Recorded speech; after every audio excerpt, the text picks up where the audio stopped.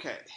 Um, so, um, so we'll talk about how we're going to have things go the rest of the way. We have 8 days of class left. I've confirmed that I do not have to enter final grades until much later. So that allows time for things like getting homeworks done. But I made a decision as to how far I will go in covering new stuff. Because I want to allow to have some of these 8 days used like we have been, like for homeworks and that sort of thing, like homework 2. I will assign homework 3, which is multi-grid stuff.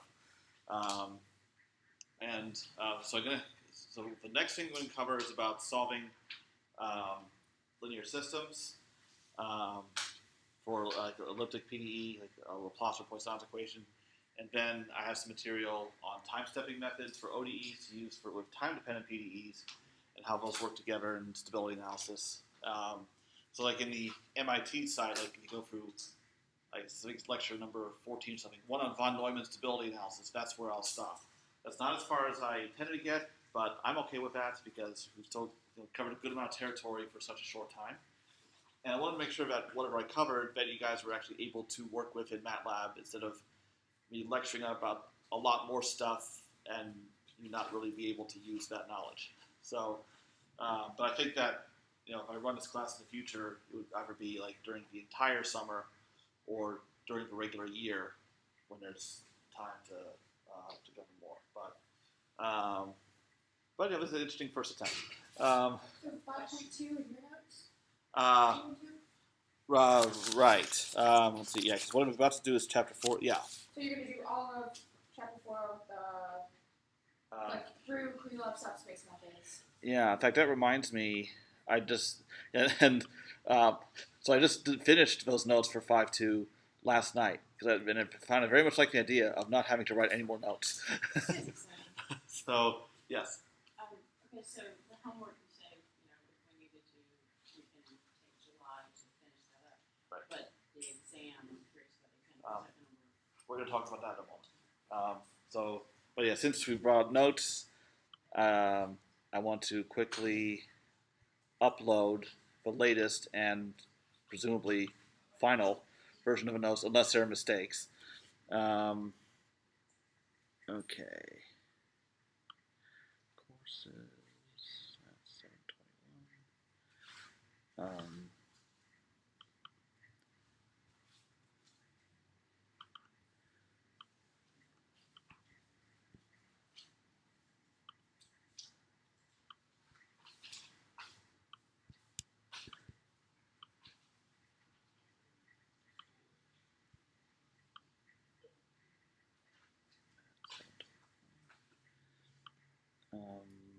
Okay.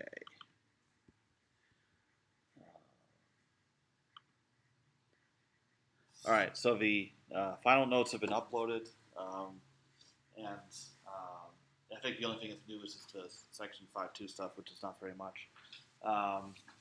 Okay, now let's talk final and how we want to play that. So first for homework, I put out 5 problems there already. I will put out 2 more problems soon. That's on linear system / multi-grid stuff. And then that'll be it. So it works out kind of nicely because I said for the homework would be 70% of the grade, and you'll have 7 problems. So, and then for a final, now at this level of class, I can do finals 2 different ways. I can either compose an exam, to give like during the class period. I think it's the only time I work with. Or I've used an oral exam format before, which some of you are familiar with from other classes. That's what we did in like this past year in 7.7.2. So for those of you who haven't done that, the way that works is we just take like half hour or so in my office, and I just ask you questions about fundamental concepts. For a class like this, I would not expect you to write code on the board. We may talk about certain things in code, but the thing is, when it's an oral, it's more about the high-level concepts than about nitty-gritty details. Like for instance, what are certain methods that we can use? What are advantages or disadvantages of these methods? Things like that. Okay, so does anyone have thoughts about any strong preference between taking an in-class exam versus an oral thing? I like the oral exam because it's whenever I like to use my own language, you understand what I'm talking about. Where when I write it down, I'm pretty sure you're like, no, what is that? Okay. So. All right. But when would it be? Would it be anytime during July? Okay, that's the next thing. I think what I'll do is, I'll use the class period on that Friday. Now that would not account for everybody because I figure if there's 8 people altogether, it would take a total of roughly 4 hours to examine everybody. But we could use that time to do some of you, and then the rest of you, we can figure out a time. Like it can spill over into the following week. Now, so the following week, the university is closed Monday and Tuesday for July 4th. Then we have the rest of the week. I'll be around. I won't be around the 2 weeks after that. But or if you want to do it early, you can. But the point is we figure out a time. Okay. So it starts from Friday. If someone really wants to do it Thursday, I'll let them. Probably that afternoon or something. Any other thoughts? Death and breath. What? Death and breath. I cannot hear what you're saying. Death and breath. Oh. Yeah, I didn't know what you were saying either. I realized after.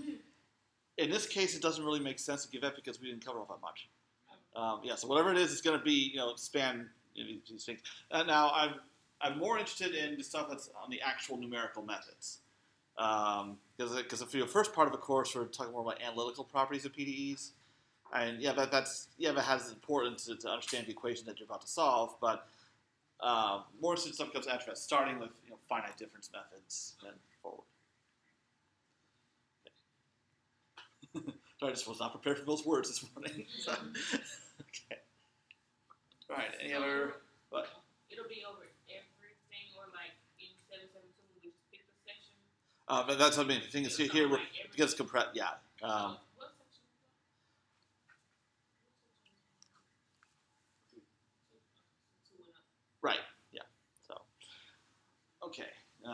But that means because of the time that I could not go too deeply into any one thing. As it gets closer, I can give more of an idea of the kind of things to be prepared for. You ever thoughts or questions? Okay. Also, you told me you couldn't be there on that Friday. No, this Friday. Oh, this Friday. I can't be there next Friday. Right. Okay. I thought somebody told me that. Okay. Yeah. All right. But then only half the people can fit it in. Okay. I already told me that I cannot be on Friday also. This Friday. This Friday. Yes. Yeah. Well, this Friday doesn't matter to me. Okay. Okay.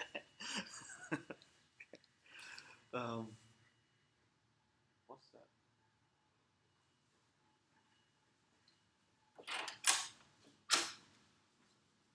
I heard some high-pitched whine. Okay.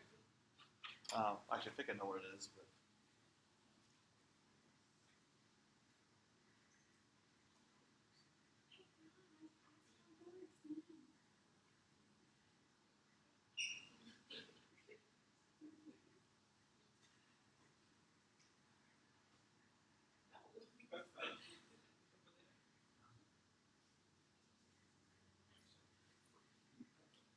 They fixed my thermostat so it doesn't do that whine Someone anymore. else to say. What? No, nothing. Oh, so I definitely want to say something. Yeah, Just someone else. kidding. Then I have to say, shut up. Fair. You know, this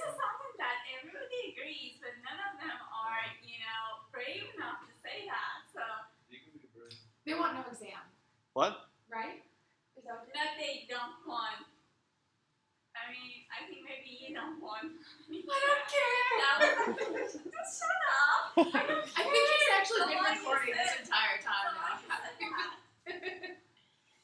See, I didn't want to say that. It was just for fun, but she really loves to say that, so it means that she really. Mhm. Okay, that's a good thing. Yes, right enough to say that. Right now, I'm just amused by you even saying "shut up." So yeah. So no exam, or Wouldn't that be fun? I'm not allowed to do that. Oh. Yeah. I have been told that, because there have been a number of graduate classes I've taught, like for instance, not too long ago, 605, 606, where I just gave homeworks and there was no exam, and Dr. Schroeder said no, there has to be an exam. So sorry, you can blame him. It's okay. I will. Okay. Okay. Well, If then. you ask me any question and I wouldn't be able to answer, I'm going to blame Dr. Schroeder. I like that idea. Do I need to do some editing on this? Okay. Post it to the math website. Yeah. Okay. Yeah. So, yeah. So, I mean, a year ago, I would have been right there with you, but. All right. Well, that wasn't my idea. That was other people's idea, but Oh, okay. But, yeah. Oh, but you were happy to go along with it, or. Well, of course I'm so happy with that, but I was curious why that they didn't really mention that. Since, Oh, I see. Oh, well. I just reminded them, but they used it like. I don't know. I think when I was a student, I couldn't imagine suggesting to a professor, "Hey, let's not have a final exam." Make it twice as hard. Right? Yeah. But again, I guess if there's any one faculty member that one could approach with a question, then it would be me. So, all right. But yeah, I'm a little more constrained than I used to be. Okay. So, any other questions or other interesting thoughts about the exam? Okay, what's your question? It's more of a clarification. Okay. So, we were talking about the homework yesterday, and the reason that you were saying that we're going to have to find some other way to figure out what the exact solution is because when we run it, like when we would run the code like we did for problem 2, then our error would give you the like NaN. Just when we try to actually compute the exact solution, like the constants involved, you get infinity. Okay. Yeah. Yeah. So we had a viable procedure for getting the exact solution all worked out. It was just not viable. Yeah, I remember you saying that, and I was really hoping that wasn't true. Yeah, and then the thing is, the funny thing is, I guess I couldn't rule out altogether, but there may be some way to compute these coefficients, because if you look at the actual expressions we got for the coefficients, one of them turned out to be close to 1, and the other turned out to be close to 0. It's just that trying to compute these individual terms. Well, actually, I'm happy to take a little time to revisit that, because you have the expressions written down, right? Yeah. Yeah. Because I might have a way to do it. I don't think I wrote down exactly what you wrote down, but I wrote down what I got. That's okay. Because we see what the problem is. Okay, so this is problem 4, the exact solution. And we get C1 is. Oh, I see what he did. Ignore the stuff that I X'd out. I actually used it. Okay. I just did a straight up algebra. So you have -1 minus 2e to the 1 over epsilon over e to the minus 1 over epsilon minus e to the 1 over epsilon. And e to the 1 over epsilon, well, okay. Did I have something wrong? I'm not sure. Because, all right, so e to the 1 over epsilon is going to be ginormous. Yeah. This is going to be negligibly small, so this is like basically minus 1. Oh, minus 1 plus 2, which is 1. Mhm. Okay, so that is correct. And then the other one is 2 over e to the minus 1 over epsilon minus e to the 1 over epsilon. So this is approximately 1, and this is approximately 0. Okay. Now,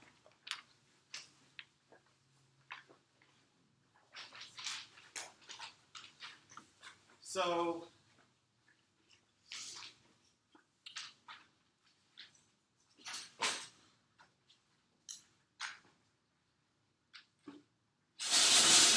something that came to mind that we could try is what if we approximate the exponentials by something we could actually compute, for instance, a truncated Taylor series. And what would happen in that case? My concern is, if we try to compute some approximation using things that are actually representable in a floating point number system, we might, because we know if this is close to 1, this is close to 0, but we have no idea how close. It could very well be that this is so close to 1, and this is so close to 0, that If you use 1, 0, it would be okay. yeah, but the thing is, then we get a solution that can't satisfy the boundary conditions. Oh, actually, sorry, I need a piece of paper back. Because if we actually just plug those values in, then we get, okay, so in that case, u of x is roughly 1 plus x. And this does satisfy ux is equal to 1. And we have u of minus 1 is equal to 0, so it satisfies the first boundary condition. But u of 1 is decidedly not 0. So we have something that doesn't satisfy both boundary conditions. I'm So- going to use the methods that you were talking about. What? Nothing. Okay. I just said something in my head and it accidentally came out of my mouth. Oh, okay. Does that happen often? Oh, Yes. Okay. All right. So what if we try some approximation and it turns out that essentially is equal to 1 or 0 to machine precision? Like what if the exact value is 1 plus 2 to the minus 100 or something, which would definitely be just considered 1, then we don't get a viable solution. So so just for fun, let's try this and see what happens. And we'll just try it with C1. So if I replace wherever we see e to the 1 over epsilon, which is supposed to be essentially infinity. Okay. So 1 plus 1 over epsilon minus 1 half 1 over epsilon squared. Plus 1/6 1 over epsilon cubed, and so on. And then replacing 1 over epsilon with, actually I'll just put the exponent out here. So then we can just replace what's in parentheses with minus 1 over epsilon for e to the minus 1 over epsilon. And if we try computing this expression, presumably we should see it converging to the whatever the correct value is, and see if we get close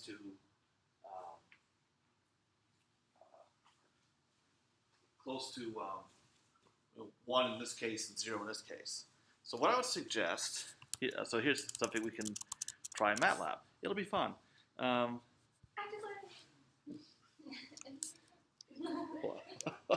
Okay.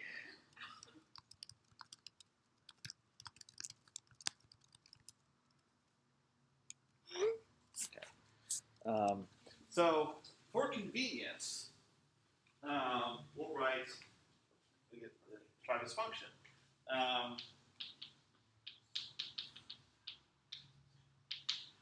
And so instead of EXP that we would normally use, that will cause problems for us. Call it Taylor EXP. And the input argument will be, an x, which in this case would be 1 over epsilon. And we'll specify a certain number of terms, n, indicating how far to go with Taylor series. So we're assuming that n is some integer, non-negative integer. Okay. So you can start out with y being equal to 1, because that would be the first term in the series no matter what x is. Okay. And then we could have a, we're going to have a loop to go through other terms, but we need to be able to accumulate factorials. So I'm going to have a variable here, I'll just call it f, that refers to, that's going to hold factorials. Because MATLAB has a factorial function, but I don't want to call it every time. And the reason why is each time it's going to redo multiplications. I just want to do one multiplication. So I could have a loop where I equals 1 to n to deal with the rest of the terms. Actually, no, hold on. I want to wait before you write things down. So I also want to keep track of whatever x is, I'm going to have x to the n. I don't want to recompute x to the n each time. I just want to do one multiplication each time for the loop. So I'm going to have a variable, I'll call it xi. And initially, it'll just be equal to whatever x is. So in other words, x to the first. So now I can have a loop, if I haven't forgotten anything, that goes from 1 to n. And what we can do is we can add on to my y value the next term. Well, the next term is going to be my power of x divided by whatever my factorial is. So the first time through the loop, I have 1 already, and then it'll be x over 1. So it'll be 1 plus x, which is what we want. What? Update it. Yeah. Now you update it. Well, how would I update things to set up the next iteration? If is equal to f times I plus 1. Yes. Like f of 1. Yeah, because you next one multiplied by 2, right? Right. So then you have I plus 1 times f is f. So f is equal to f times I plus 1. And what else do I need to update? Xi. Yeah, and how do I update that? Xi times xi. Or x times x. X. Yeah. Yeah, it's advanced to the next power. Otherwise, I have to repeat squaring. Times x. And there, that will do it. Times x, not xi. That's a semicolon. Oh. Yeah. Okay. Quite a I. Yeah, it does. That's unfortunate. This too. Okay. And that also. Well, now it looks like a J, so. But we know it's a We sigma. got Yeah, so I'm not using J. Why did you? Just kidding. Okay. Yeah, so now we can. All right. Actually, I have MATLAB open, so.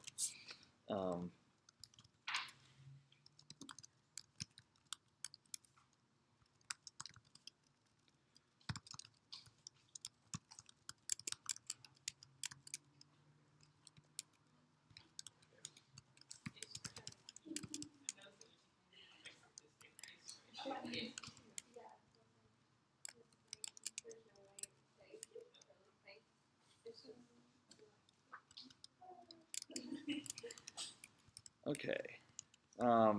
So I'm gonna try this. Whoops. Oh. So our x is 1 over epsilon, right? Yeah. I typed this in really quick, but when I created a file, I typed edit Taylor exp, and I said type Taylor exap, Taylor exap, Oh. And I was like, why won't it work? Like, oh, that's why. Okay, so let's give it the proper name. Okay.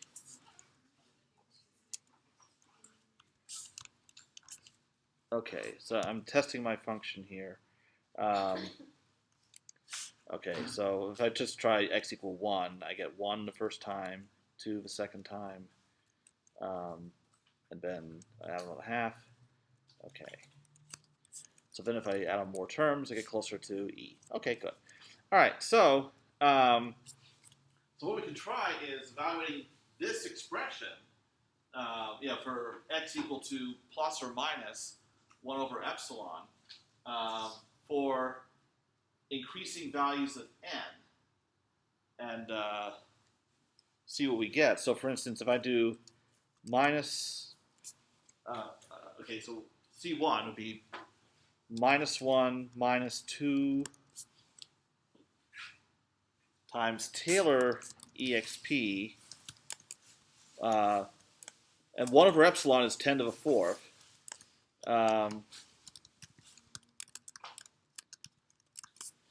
And then I have, okay, minus the other one. Okay. Well, So C1's easy because it's really just -1 minus 2 times C2. So you just have to do that Taylor series once with that C2, and then just use that for C1, right? Oh, I see what you're saying. Yeah, I'm just focusing on this one, but whatever. Okay. I don't care.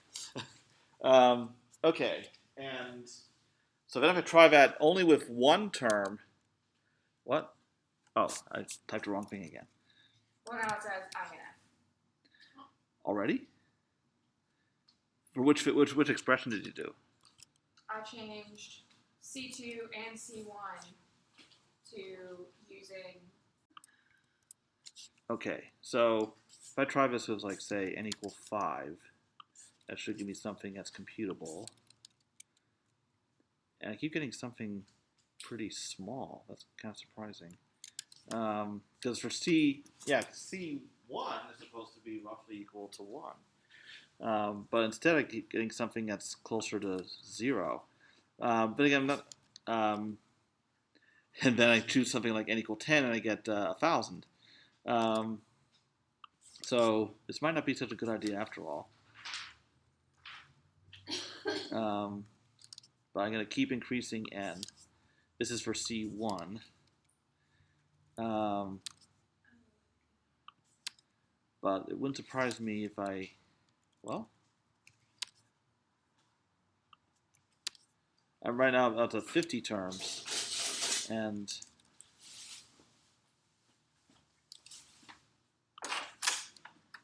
it's getting smaller and smaller. Like I was like at around 1,000, and now it's getting down to like 166. But I'm like 60 terms out. And Taylor exp of 10 to the 4th 60 terms is sometimes 10 to the 158. So that's a problem. I think maybe some algebraic modification of this equation might be in order. So that's normally how you get around these kind of issues of catch-over cancellation or overflow. So if we take a look at that, so this right here, if I multiply both sides, top and bottom, by e to the minus 1 over epsilon, I get 1 over e to the minus 2 over epsilon minus 1. Okay, so and this for that's going to be something that's incredibly small. Okay, so I'm going to try that instead. Okay, so if I try -1 minus 2 over Taylor exp minus 2 times 10 to the 4. No. That's right. Or with just one term. -1. Okay. and I get something that's like 0.9999, and if I try more terms,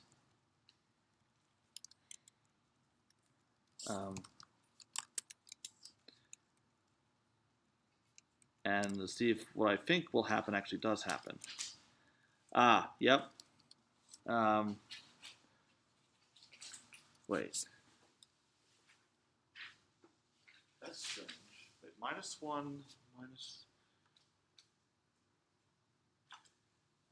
I should get... Okay, because that's really close to 0.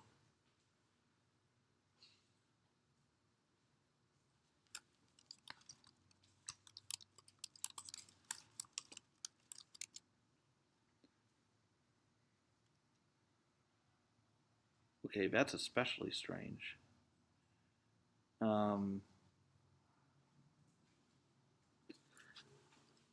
Okay.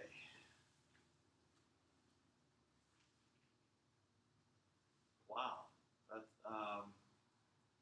so what happened was, if I try this with just a few terms, I get something that's supposed to be something close to 0, but I actually get something really large because I've truncated after only 6 terms, and those terms are getting really large at first. So in fact, this doesn't seem to be very viable either.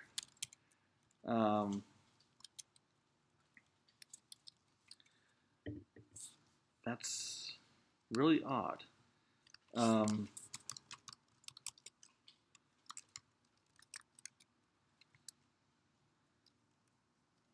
Not sure what's up with that.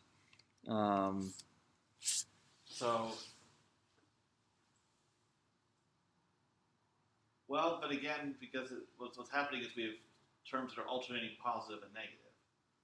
But the terms are getting larger and larger due to the x to the n, where the x, in this case, is large.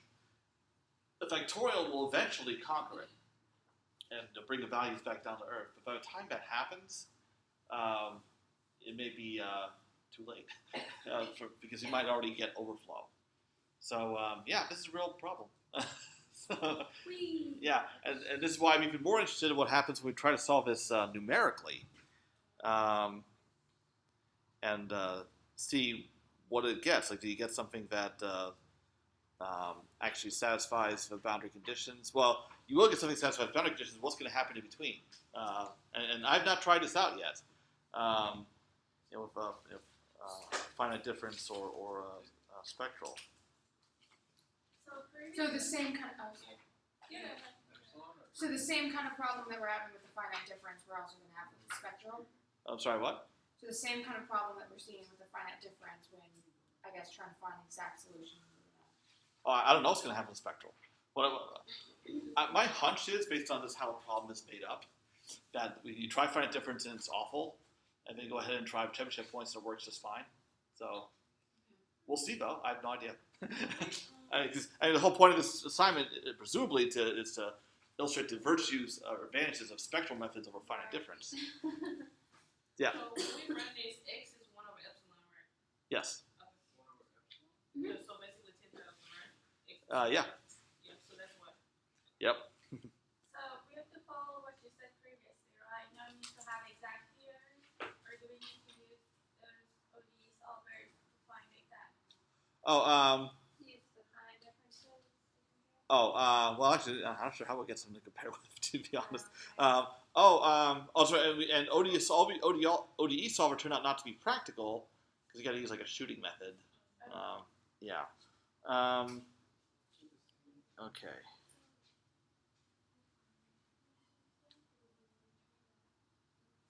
So all of these using shooting method?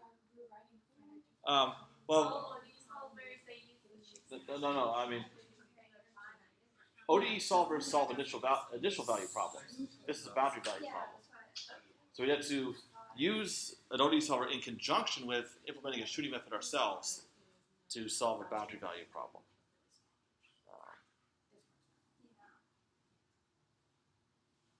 Okay. Now. Okay. Well, that was was interesting to try out anyway. Okay. Now, while we're at it, do we have any other homework 1 or 2 related questions? Okay. Well, on homework 2, on number 5, there's a typo. Which one? Homework 2, number 5, probably It's a 2. orally. Oh, what typo? The square bracket? Yeah. Oh, that's actually not a typo. It's a interesting notational convention. Okay, so open intervals.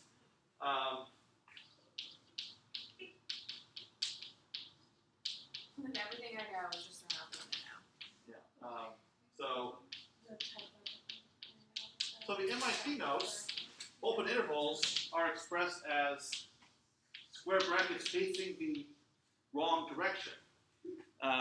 Whereas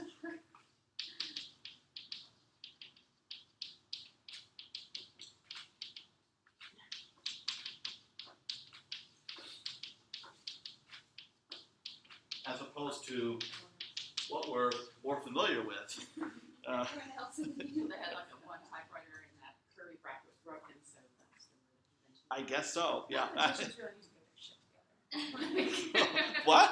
I said mathematicians really need Yeah, to I get know. their shit together. Yeah. Yeah, like the whole orthogonal matrix thing. Orthogonal matrix has orthonormal rows and columns. But do we call it orthonormal matrix? No. Yeah. So. Yeah. My 285 students must go nuts because I use the term homogeneous for 2 completely different situations. Yeah. So I guess we can't fault you guys for being confused. Okay. But yeah, actually, it's good that you brought that up because I'm meaning to mention that. And the thing is, when I'm typing up the notes, I normally just go back to my own or everybody else's convention, but I just didn't this time. Question number 5. I have a question for this second equation where it introduced the system of the equations.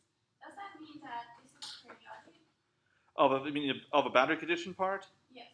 Yeah, it means U and all of its derivatives are periodic. Yeah, because it's for. But the thing is, if you have a function that's periodic, its derivative will naturally be periodic anyway. Just because the derivative of a Fourier series is another Fourier series. Okay. Let's see. Now, as far as what I have coming up next. All right. Well,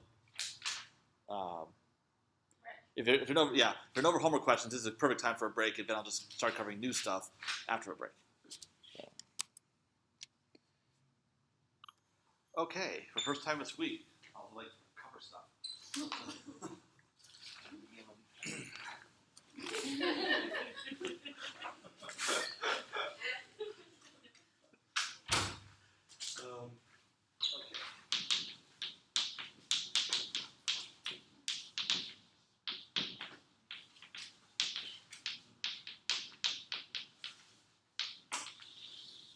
Okay, so we've already seen, from first homework, you have this elliptic PDE, like the Laplace equation or Poisson's equation, and you discretize it, and you have the system linear equations to solve. Now, in MATLAB, you're going to backslash. But we're going to take a look under the hood at what kind of methods can be used to solve these systems, which is particularly important if the systems get really large scale, and just doing plain old Gaussian elimination, which backslash normally does, may not be such a good idea. So for instance, Poisson's equation on, say, the interval -1 to 1 squared, and I just realized I saw a typo in the notes, which we all know velocity is uxx plus uyy, and for some reason in the notes I have an extra y in there. Okay, is equal to f, and then Dirichlet boundary conditions of u equals 0 on the boundary of omega. So omegas are square. Not sure why I keep calling it a rectangle, but whatever. Okay, so this is something I actually went over earlier, but I want to emphasize it again now. So if we're given a discretization of a 1D problem, excuse me, minus uxx is equal to f on minus 1, 1, and then u equals 0 at plus or minus 1. And it doesn't matter what discretization you use, like finite difference or spectral. So for instance, you could have, like, I'll call matrix K1D, which in this case would be minus 1 over h squared, and then, so the usual second derivative matrix we've been using. Or, in the spectral case, since we do not have periodic boundary conditions or Dirichlet boundary conditions, so K1D could be equal to minus dn tilde squared, or this is the Chebyshev differentiation matrix that is being used in the first problem of homework 2, where we cut out the first row and column due to the solution being 0 on the boundary. So if we assume that we have that in hand, then how we generalize to higher space dimension is just by Kronecker product. Okay. It's going to be, in a moment, we'll have something interesting to try MATLAB here. Okay. Well, actually, here's one thing I'd like you guys to do, most of you who have your laptops available and MATLAB open, is you already have code that creates this finite difference matrix. So what I'd like you to do right now is, like you could do it, you like copy this code that makes this matrix for certain n or h or whatever, and just go ahead and, or actually I don't even care about the h. What I care about is the structure of a matrix, something like this. In other words, you can try this at the prompt. I'll just pick a value of n. Let's say n is 100, h is 1 over n plus 1, and then I'll make a vector of 1s, and then a would be, in this case, minus 1 over h squared times sp diags, and have e minus 2 times e minus 1, 0, 1, and n. What? Okay, good. Yeah, and I imagine you all do have something like this, but just so we have the matrix in your workspace to do something with.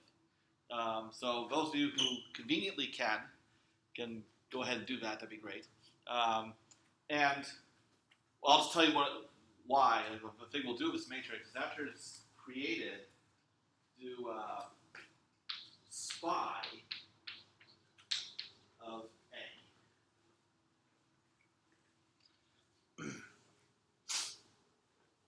And while you're doing that, yes. And actually, I want to have the same thing at the ready. Okay.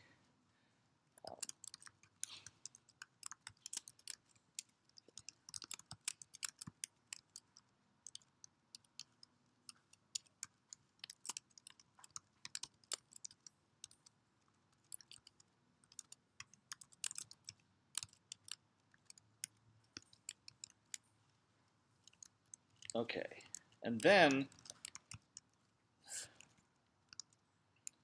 I want you to make an n by n sparse identity matrix.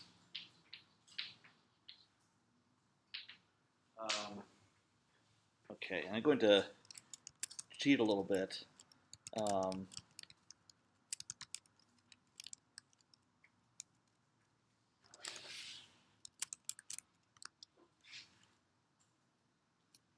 Oh, freaky. Okay.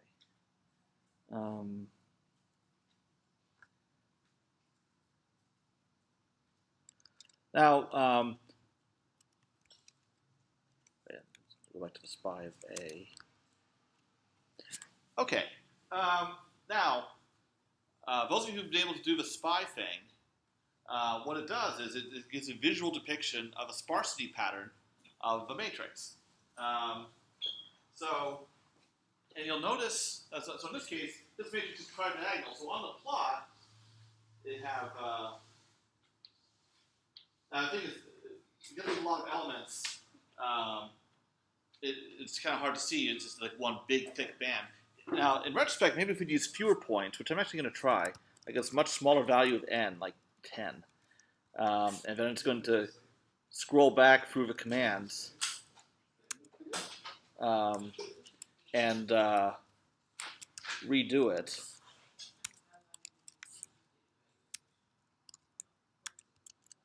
Oh, okay. Like, if you do like n equal 10, then you can see each individual entry, and that's a little more illuminating.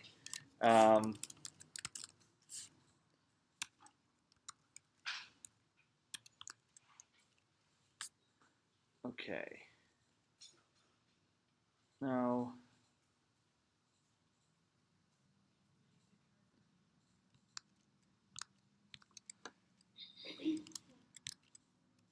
actually going to try something especially screwy here.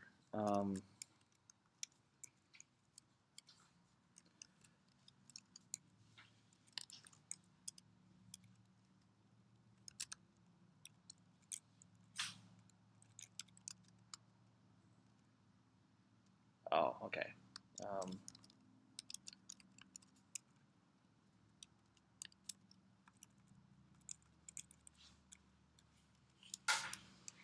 All right, so that's 10.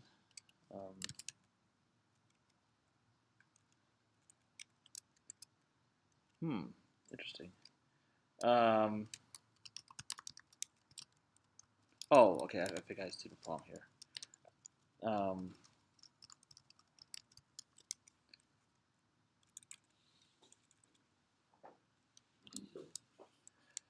Okay. Sorry, I need to... I was trying something here and I was doing it wrong, so I'm going to try it again. So you currently have it with 10? Yeah. Okay, good. I'm going to check something here. I just need to make sure I do it right for a change.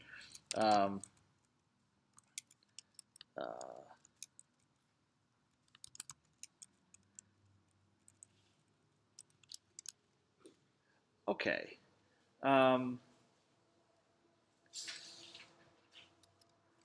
Let's make it a little less. Unfortunately, you can use your up arrow to go through your previous commands, or you can dump this in the script. So let's try it with 5. Okay, so that's my final value. And okay, yeah, so you have to go through all commands: recreate E, recreate A, recreate identity, which we're going to use in a moment.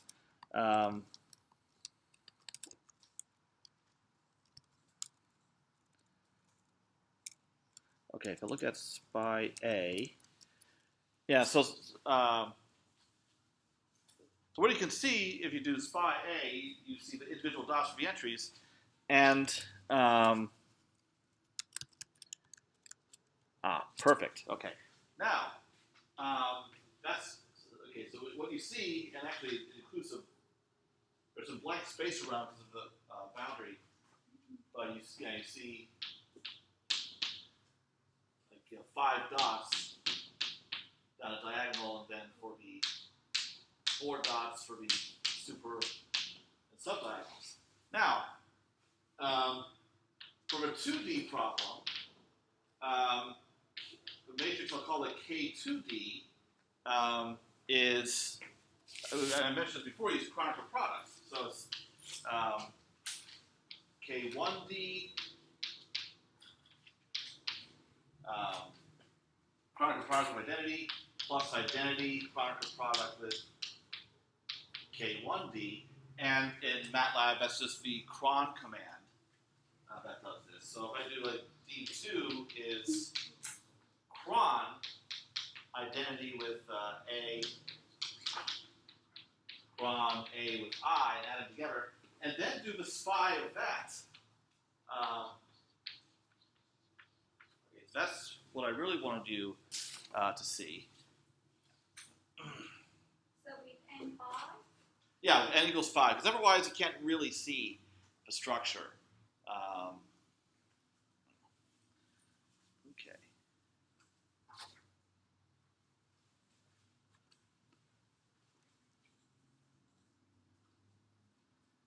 So let me know when you have that up.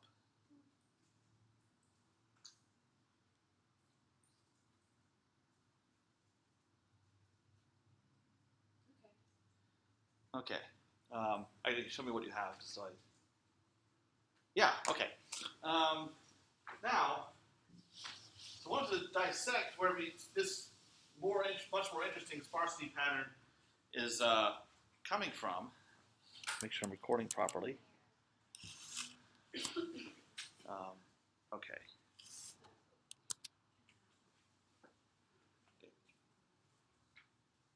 Does anyone have any difficulty getting it? What exactly is SPAC? Oh, what it does is just puts blue dots based on where the entries are non-zero. And there's one thing I want to call your attention to. When you do SPI, you'll see down at the bottom there's a number NZ. Oh, that says how many non-zero entries you have? Yeah. So then what you can do is to see what percentage of a matrix is non-zero, you can divide that by you can divide that by n squared for the 1D case, and then divide it by n to the 4th for the 2D case. So in this case, we have So it stores NZ for you? well, it doesn't store it anywhere, but it's just for your information. So 105 divided by n to the 4th. Okay, so still actually in this case, 16% of the entries are non-zero, but that percentage would dwindle if n was larger, because the number of non-zero entries for a 1D case it's n.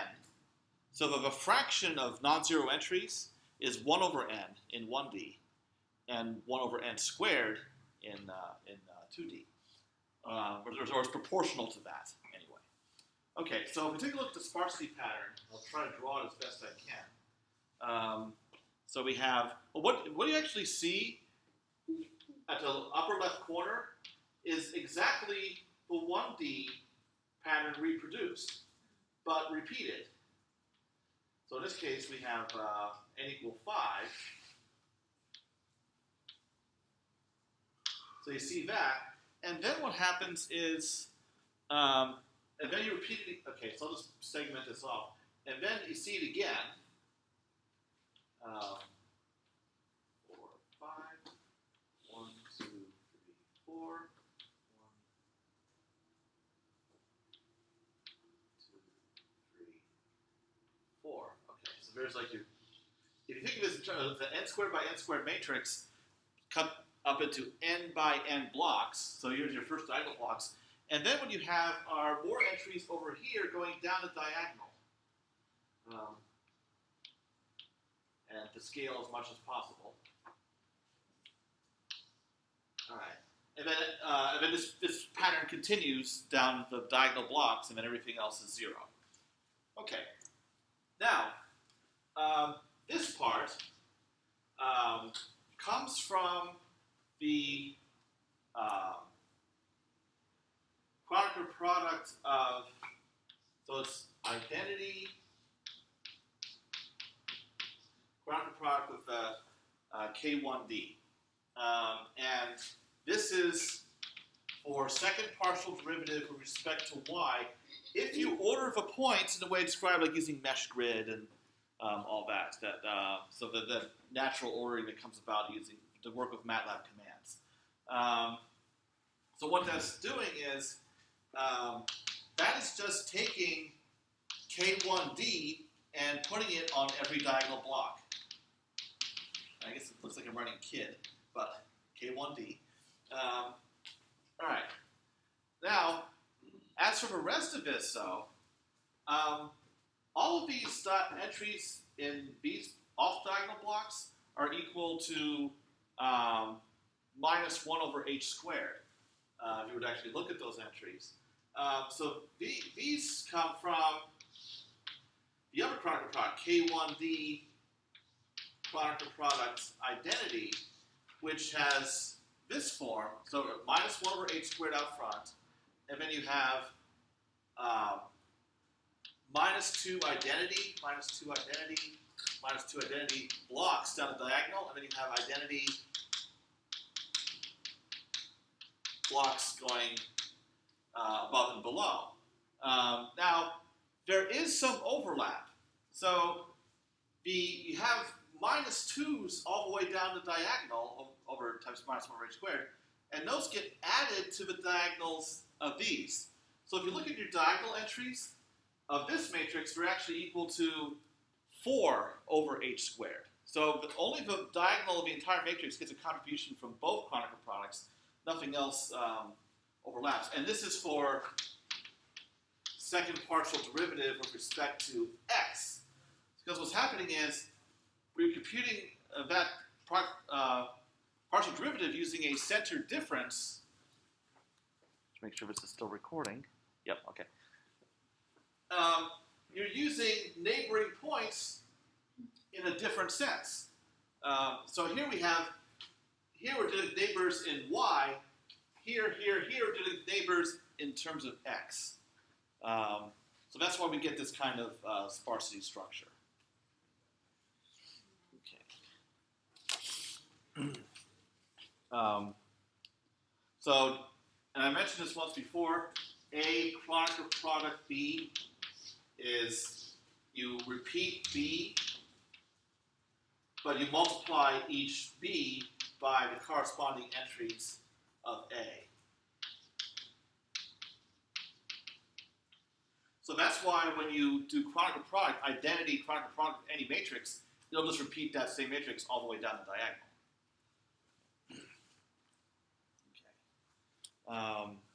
Okay.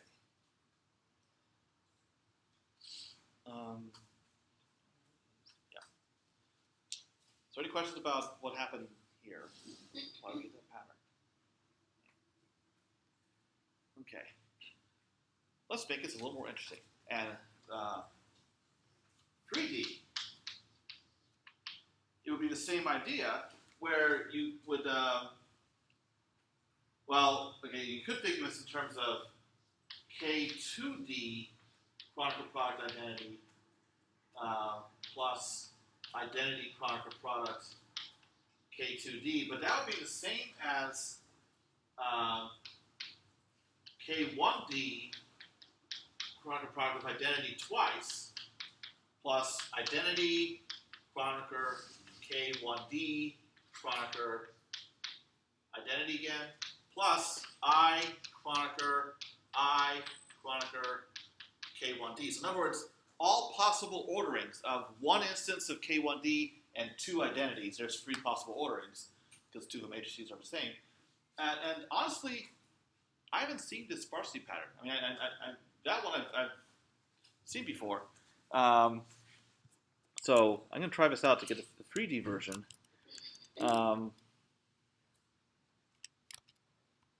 Okay. So D3 would be cron D2 identity plus I D2. So that's a pretty large matrix. Well, okay, it's not so bad. 125 by 125. And if I spy that, okay. So what happens is this whole pattern that you see here, that gets repeated down the diagonal, and then there are entries further away for the other partial derivative. So the sparsity pattern just keeps getting a little more complex each time. But the funny thing is, like this matrix, if you look at this in the block sense, it's block tridiagonal. So the 3D case, it's like tridiagonal blocks within blocks within blocks. It's on 3 levels, so it's kind of psychedelic. Okay. And then the number of non-zero entries, 725. It looks like a highway. Yeah, it kind of does. Yeah. You have a very solid yellow line.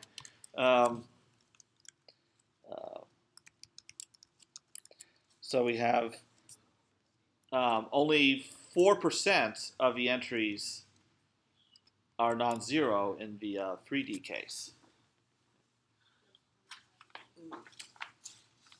Okay. So this would be one way to come up with a matrix. Another way is to try to compute the entries in a more direct fashion using Taylor expansions, like it did in the 1D case, or really to come up with stencils. I mean, we know what the stencils are for each second partial derivative. Really, the more involved task is figuring out how you want to order the points. So what row or column in the matrix corresponds to which point in your domain, whether it's 1D, 2D, or 3D. So the indexing gets a lot nastier. But so unfortunately, this would not be so practical in the case of like variable coefficient, because what will happen is each of the blocks is now going to be different because of the different values of the coefficient at each grid point. So in that case, what you'd have to do is, if you in 3D, if you label points like xi, yj, zk, then you have to determine, well, you have that triple index ijk, and once you figure out what row in the matrix that corresponds to, then you'll know where to put your matrix entries. So, for example, in the 2D case, the point xi, yj goes to row and column, assuming the same ordering of points. See, because you're looping, you're keeping x constant, and you're looping through y. So it would be I minus 1 times n plus j. So that's how you map this pair of indices to a single index. So that can help me figure out how to handle variable coefficients. And then that can be generalized to 3D, where we get even messier. Okay.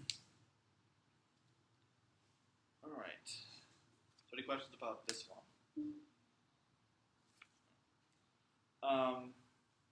Now, about ordering of points, let's talk about that for a little bit. Because that's what I'm doing here. In starting this matrix, I'm assuming a certain ordering of the points.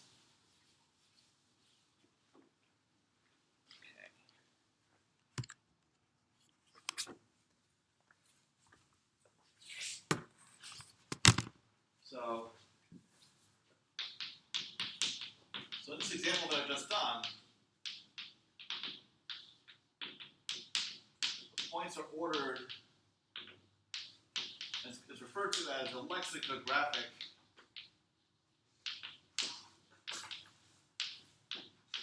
ordering, and I'll just draw what that means.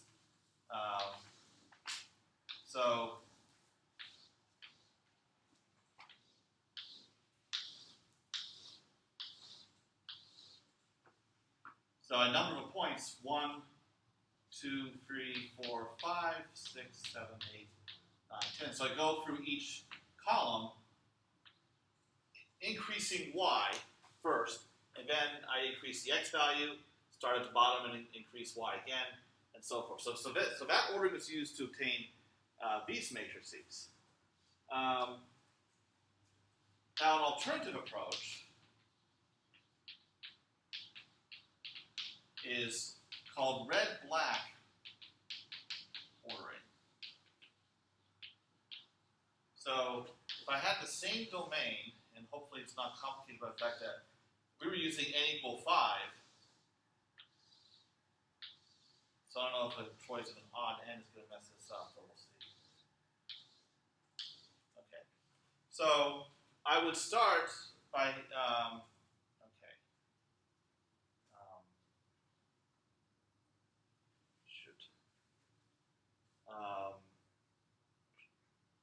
this is embarrassing. Just trying to remember how this went, but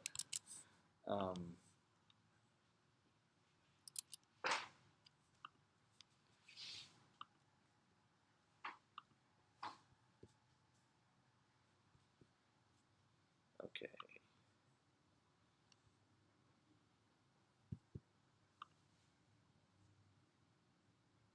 Yeah, because basically you're like alternating points.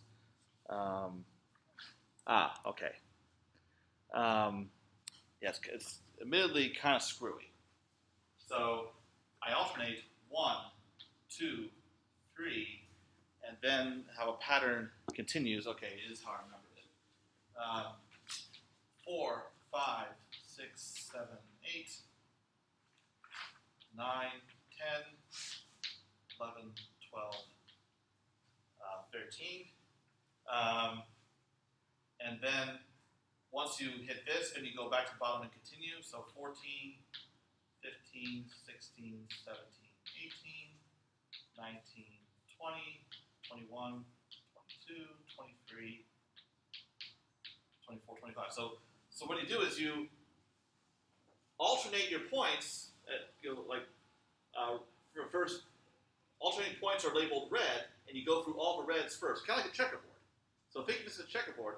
So you iterate through all the red points in a lexicographic way. I'm going to use the opposite lexicographic ordering.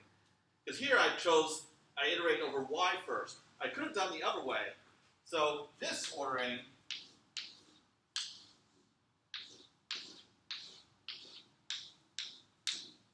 if I'd gone this way, 1, 2, 3, 4, 5,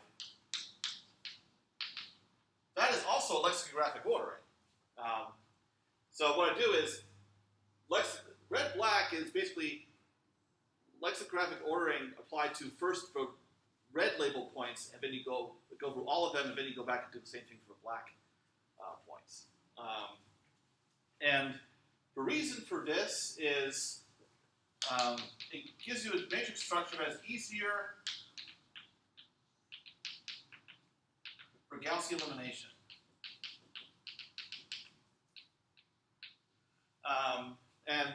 Okay, so one thing I'm going to try here, since we now have a two-dimensional matrix that is 25 by 25. So I'm going to try this first and make sure it works. And then I'll tell you guys what to do. So, okay.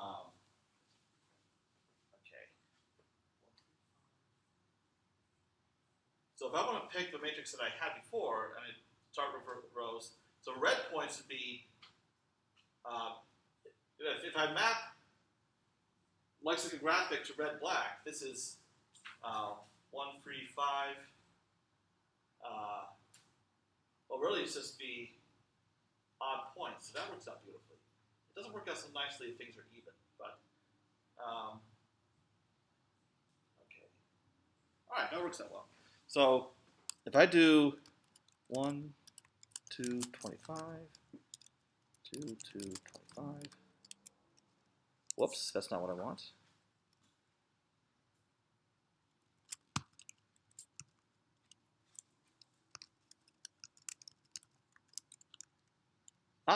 Yes, it does work. Excellent. So the red points if you look here at how they're numbered this way, I'll complete the numbering. 11, 12, 13, 14, 15, 16,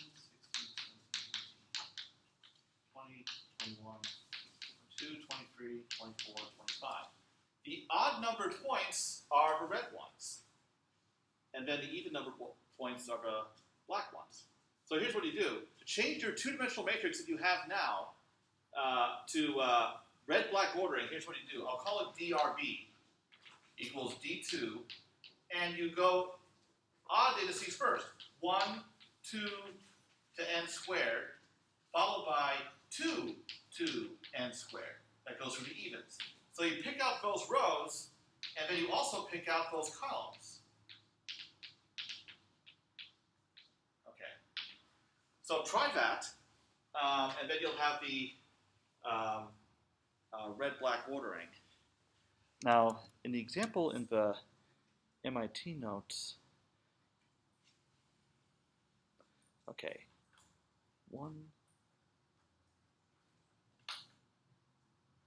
Yeah, the funny thing is, it's particularly easy to go from lexicographic to red-black when n is odd. When n is even, it's not. This doesn't work. So that's interesting. Okay, so when one of you has it and spy it, to see what the new sparsity pattern is, then let me know.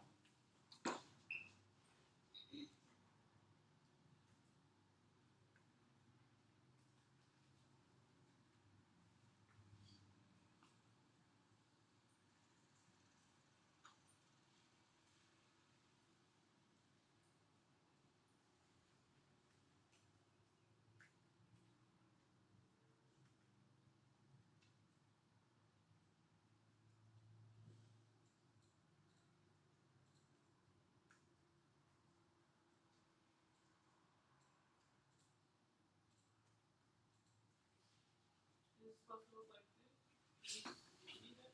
Yeah, exactly like that. Yeah, so what ends up happening is, does anyone else have it? Okay.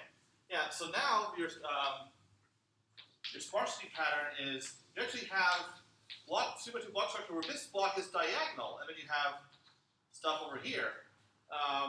So this is a much easier structure to analyze. In fact, like for instance, we're coming up with optimal iterative methods, like a relaxation parameter for SLR. This is so a matrix that has what's called property A is a matrix that can be made to look like this kind of pattern with diagonal blocks here, and then these are transposes of each other, using some ordering of the rows and columns. So matrices that have this property A, I'm not sure why it's called property A, are particularly nice for iterative methods. Okay, so that's why people like red-black ordering for that purpose. Okay, well, I'm out of time actually. So, okay, well, there you go. So I'll just keep going with this tomorrow. Yes? Is it formula for point order I minus 1 multiplied by n? Yes. Is that for point order? That's for lexicographic. Yeah. And the thing is, I could switch for roles of I and J, and it's the other lexicographic.